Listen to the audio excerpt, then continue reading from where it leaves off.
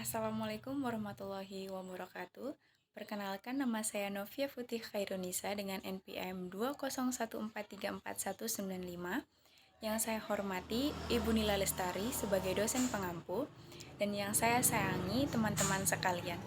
Saya harap teman-teman sekalian dalam keadaan sehat sehingga dapat mengikuti perkuliahan kita pada hari ini. Baik, saya akan menjelaskan mengenai materi keterampilan berbahasa produktif pada pembelajaran bahasa Indonesia kelas rendah, yaitu uraian materi, ada menyimak, berbicara, membaca, dan menulis. Menyimak, berbicara, membaca, dan menulis ini merupakan satu kesatuan yang tidak dapat dipisahkan. Kemudian, yang A, kita bahas yang A, yaitu ada menyimak.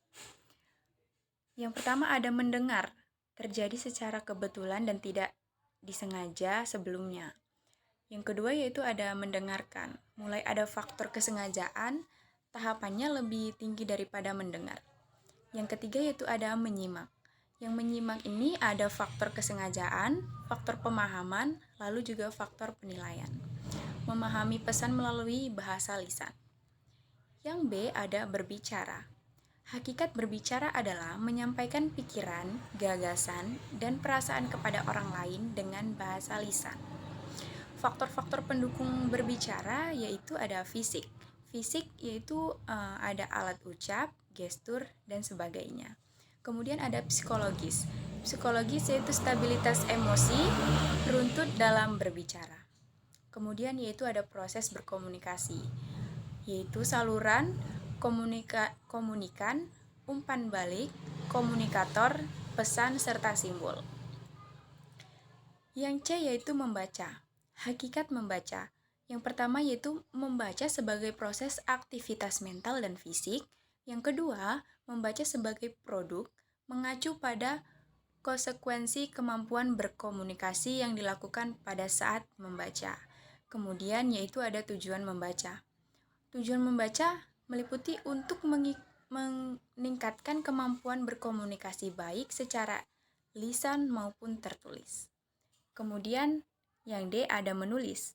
Berikut ini keterampilan mikro yang diperlukan dalam menulis, di mana penulis perlu untuk yang pertama ada menggunakan ortografi dengan benar, termasuk di sini penggunaan ejaan. Yang kedua yaitu memilih kata yang tepat. Yang ketiga, menggunakan bentuk kata dengan benar. Yang keempat, mengurutkan kata-kata dengan benar. Yang kelima, menggunakan struktur kalimat yang tepat dan jelas bagi pembaca. Yang keenam, memilih genre tulisan yang tepat sesuai dengan pembaca yang dituju. Kemudian yang ketujuh, mengupayakan ide-ide atau informasi utama didukung secara jelas oleh ide-ide atau info tambahan. Kemudian yang ke-8 yaitu mengupayakan terciptanya paragraf dan keseluruhan tulisan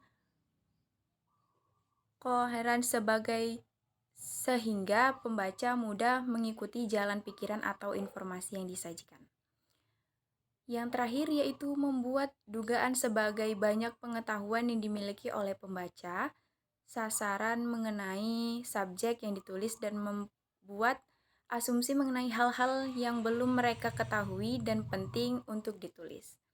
Baik, mungkin itu saja yang dapat saya jelaskan mengenai PPT keterampilan berbahasa produktif pada pembelajaran bahasa Indonesia kelas rendah ini. Kurang dan lebihnya saya mohon maaf, pada Allah saya mohon ampun. Wabillahi taufiq wal hidayah. Wassalamualaikum warahmatullahi wabarakatuh.